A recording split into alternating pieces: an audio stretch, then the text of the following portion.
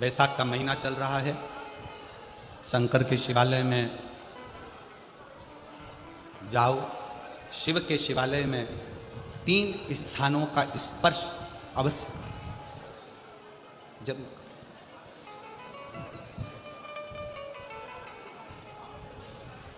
किसी किसी मंदिर में शंकर जी के शिवलिंग को छूने नहीं देते, जैसे दक्षिण साइड में, साउथ में, तो अपने ही घर में जो शिवलिंग है उसके 3 स्थानों का स्पर्श अवश्य समझिए।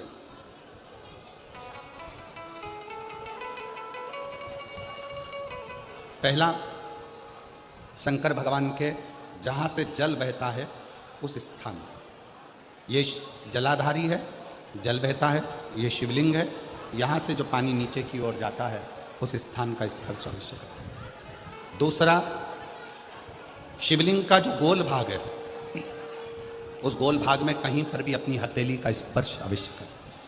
तीसरा, शंकर भगवान के शिवलिंग का जो ऊपर का भाग है वहाँ अपने अस्त्र का स्पर्श अवश्य करें।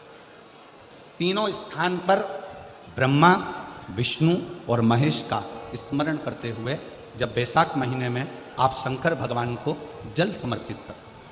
शिव जी को जब बैसाख के महीने में जल दिया जाए तो दोनों हाथ से अंजलि में कलश रखकर शंकर भगवान की अपने हाथ की अंजलि में जल रखकर शिव जी को जल अवश्य समर्पित करें।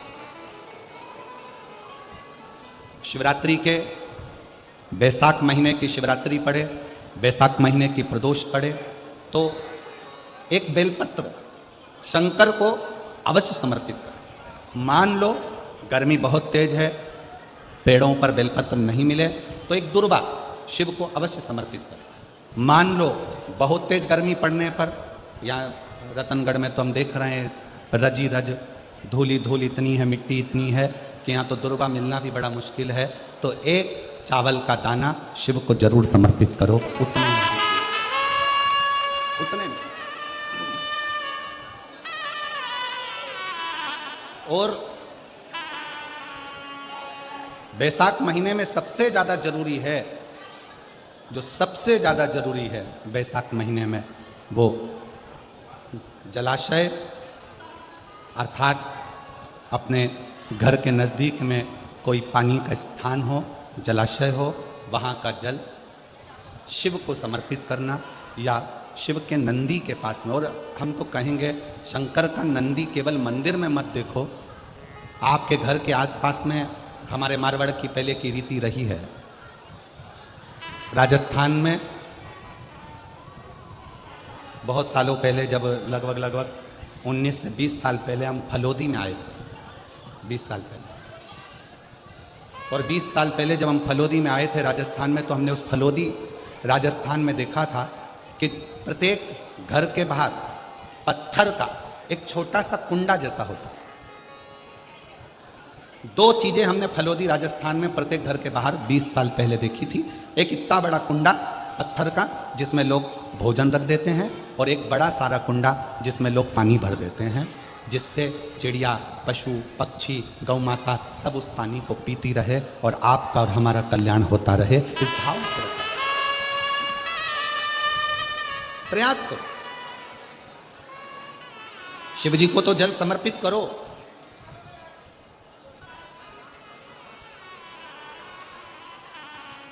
साथ में कोई जीव का भी अगर कल्याण हो जाए आपके एक लोटा जल से, तो उसको भी कल्याण, उसको भी।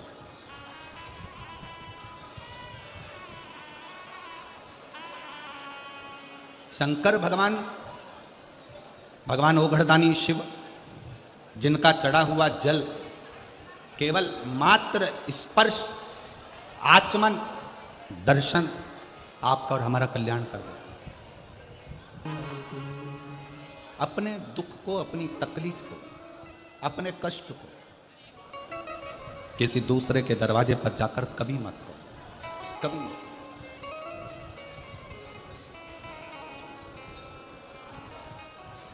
अपने दुख को, अपनी तकलीफ को शिव जी के मंदिर में जब एक लोटा जल चढ़ाने के लिए जाओ, जब शिवालय में एक लोटा जल लेकर जाओ, जल चढ़ाते समय पंचाक्षर षडाक्षर मंत्र का जाप श्री शिवाय नमस्तुभ्यम का जाप करो। और जब शिवलिंग, जलाधारी, ये चरण जहाँ से पानी बहकर नीचे गिरता है, वहाँ अपने हाथ को लगाकर अपने दुख को, अपनी तकलीफ को शंकर के उस अशोक सुंदरी गणेश कार्तिकेय के स्थान का स्पर्श करते हुए बाबा से जरूर कहो कि जैसे ये तुम्हारी बेटी है उसी तरह मैं तुम्हारी बेटी हूँ, जैसे तुम्हारे ये बेटे हैं वैसे मैं तुम्हारा बेटा हूँ। इनके दुख को आपने मिटाया था, मुझे भी अपनी बेटी मानकर मेरे दुख को मिटा दीजिए, मेरे दुख को समाप्त कर। किसी से मत कहो पर शिव से कहो, शंकर से।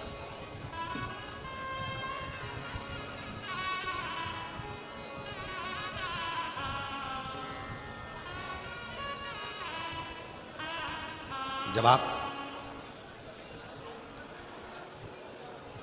चरण पकड़कर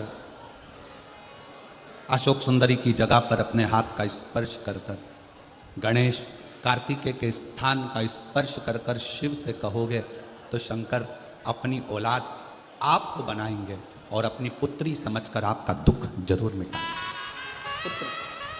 से श्री शिवाय नमस्तुभ्यम ज़्यादा नहीं तो 11 बार तो निकाल लिया करो। ये शरीर, ये हृदय, ये चित्त, ये वृत्ति परमात्मा के चरणों में जाती है।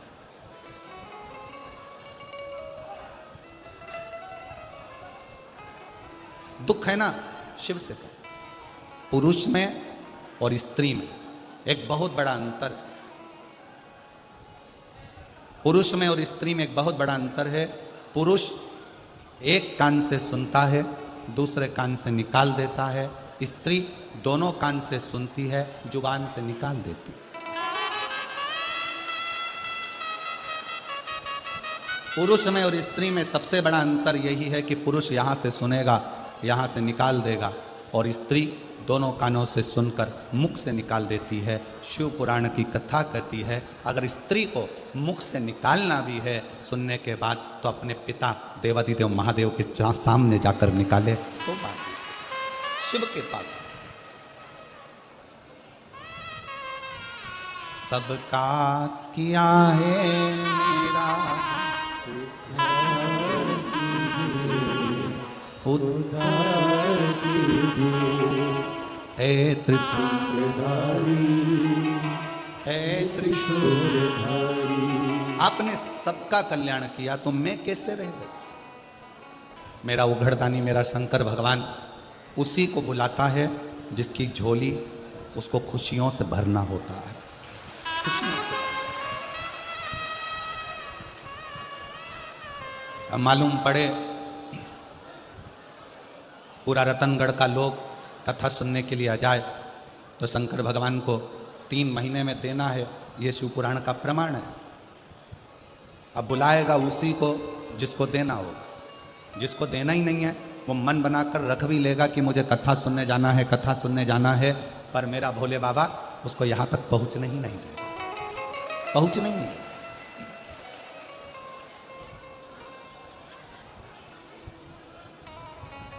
कल कथा में अपन ने श्रवण किया था कि संकल्प आपका होता है और पूरा करने वाला देवादिदेव महादेव।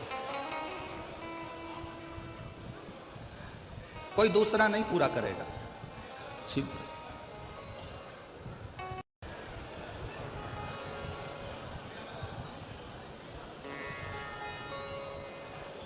भाई श्री हनुमान प्रसाद जी पोद्धर जी ने अपनी वाणी में कल्याण के शिव अंक में, अगर बन सके तो आप पढ़िएगा, कल्याण के शिव अंक में भाई श्री ने एक लाइन लिखी है। भाई श्री ने अपनी वाणी में लिखा कि भगवान को पाने के लिए अगर तुम अपने दिल से एक बार अगर मुख से कह दोगे कि हे प्रभु मैं तुम्हारा हूं और तुम मेरे हो, बस ये बात अगर दिल से कह दी तो परमात्मा भी तुम्हारा हो जाता है और तुम परमात्मा के हो जाते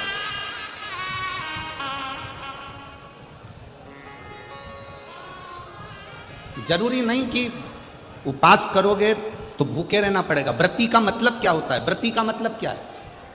एक सिंहपुर प्रदेश में एक व्रती ब्राह्मण रहता था। व्रती ब्राह्मण का मतलब यह है कि वो कुछ खाए पीने से या उपास रखने से, साबूदाना खाने से, मोरधन खाने से, चिप्स खाने से, वेपर्स खाने से, पपीता खाने से, सेवफल या केला खाने से व्रत नहीं होता। व्रत का मतलब है कि तुमने एक नियम बना लिया कि मैं रोज अपने घर से 1 लोटा जल लेकर शंकर के मंदिर जाऊंगी, या आपने कोई नियम बना लिया कि मैं 15 मिनट शंकर का भजन करूंगी, या नियम बना लिया राम नाम, कृष्ण नाम, शिव नाम जपूंगी, ये तुम्हारा व्रत हो गया, तुम व्रती हो गए,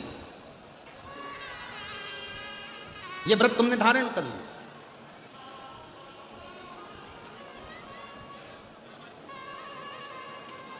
कई माताओं ने नियम बनाया, रतनगढ़ की ही रहने वाली माताएं, कई माताएं रतनगढ़ की ही रहने वाली पंडाल में रह रही है, कई माताएं रतनगढ़ की। उसने नियम लिया कि मुझे 7 दिन कथा सुनना है।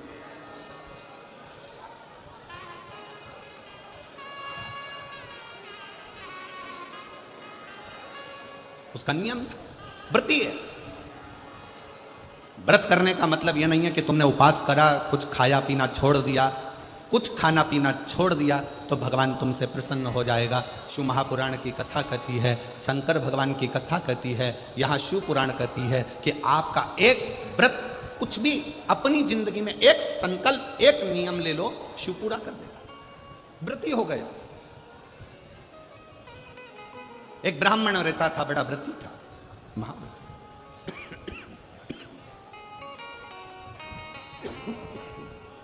और वो महाव्रती ब्राह्मण, तत्व किसको कहते हैं, शंकर की भक्ति किसको कहते हैं? शिव पे चढ़ा हुआ जल साधारण नहीं होता, शंकर पर चढ़ी हुई बेलपत्र साधारण नहीं होती। पूज्य संत शिरोमणि श्री कौशिक जी महाराज जी बैठे हैं, जिन्होंने अपनी वाणी में बेलपत्र की महत्वता, शमी पत्र की महत्वता, शमी के वृक्ष की महत्वता, साथ में श्री शिवाय नमस्तुभ्यम की महत्वता अपनी वाणी में निरंतर कही, निरंतर।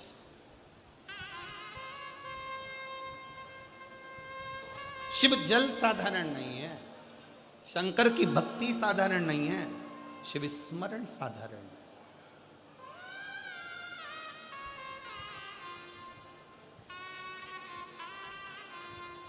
कितना फल है जल का। पार्वती जी को मालूम था शंकर जी को इतनी जल्दी प्रसन्न नहीं कर सकते, तो पार्वती जी ने एक नियम बनाया, पार्थिव शिवलिंग का निर्माण करना और शिव जी पे जल चढ़ाना। 1 लोटा जल सारी समस्या का हल। एक पार्थिव लिंग का निर्माण कर कर जल समर्पित करते। कितना कितना अड़चन माता पार्वती जी के जीवन में, कितना कितना अड़चन। माता पार्वती मैया जब जब जल भरने के लिए जलाशय में जाती हैं और शिवजी को जल चढ़ाने के लिए लेकर आती हैं, तो बीच में मगर उनको रोक लेता है।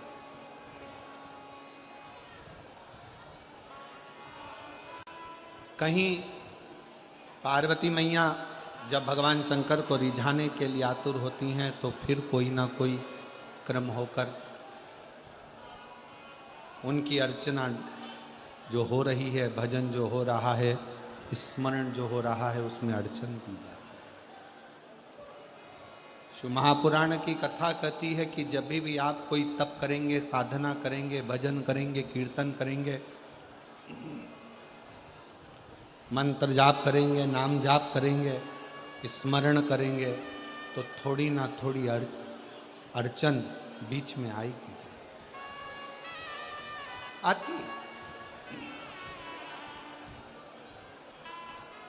और उसमें घबराना नहीं है। उस अड़चन में अपन को घबराने का काम नहीं है। एक बड़ा सुंदर व्याख्यान वर्णन है। मान लो किसी काम के लिए आप बहुत दिनों से लगे हुए हो और वो कार्य पूर्ण नहीं हो रहा, बहुत दिनों से लगे हो, मेरा ये कार्य होना चाहिए, मेरा ये कार्य होना चाहिए, मेरा ये कार्य होना चाहिए, और नहीं हो रहा। तो शिव महापुराण का एक बड़ा सुंदर सा भाव कहा, बहुत सुंदर सा भाव वर्णन किया कि बेलपत्र का जो नीचे का जो भाग होता है, बेलपत्र के जो नीचे का जो भाग है, इस नीचे के भाग में थोड़ा सा गाय का घृत, देसी गाय का थोड़ा सा घी घृत इस नीचे के भाग में लगा लेना चाहिए। ये उनके लिए भी है जो बहुत दिनों से कोई कार्य करना चाह रहे हैं पर हो नहीं रहा, बहुत दिनों से लगे हुए हैं, आज होगा, कल होगा, परसों होगा, कोई फाइल अदालत में अटकी हुई है, कोई प्रशासनिक कार्य अटका हुआ है, कोई कार्य अटक रहा है, उसके लिए बहुत जरूरी। नीचे की जो डंडी है उसमें घृत लगा लो, घी गाय का, और इस 2 पत्ती और बीच की पत्ती के बीच का जो डंडी का भाग है, बीच की जो डंडी का भाग है, इसमें लाल चंदन लगा लीजिए, बीच के भाग में लाल चंदन। और किसी भी प्रदोष के दिन प्रातः से लेकर शाम तक के बीच में, प्रदोष काल के मध्य तक के बीच में कभी भी इस बेलपत्र को शंकर भगवान को, ये जो डंडी का मुख है, ये डंडी का मुख जलाधारी की ओर हो और इस बेलपत्र को शिव जी पर समर्पित कर दो। 1 लोटा जल जो आप लेकर गए हो उसको 3 बार इसी बेलपत्र को चढ़ाने के बाद जो जल लेकर गए हो वो 3 बार अपनी कामना कर कर इस बेलपत्र पर समर्पित कर दो। इसी बेलपत्र को वापिस लेकर आ जाइए और अपने कोई भी स्थान पर, पूजन वाला आदि कोई भी स्थान हो वहाँ उसको रखिए। 3 महीना तो जाने दो, अगर बाबा ने चाहा तो 15 दिन भी नहीं लगने देगा और कार्य की सफलता जरूर, कार्य की सफलता जरूर। शिव उपासना पार्वती जी के जीवन में, माता पार्वती जी के जीवन के अंतर्गत कितनी कितनी अड़चन है, कितनी अड़चन, पर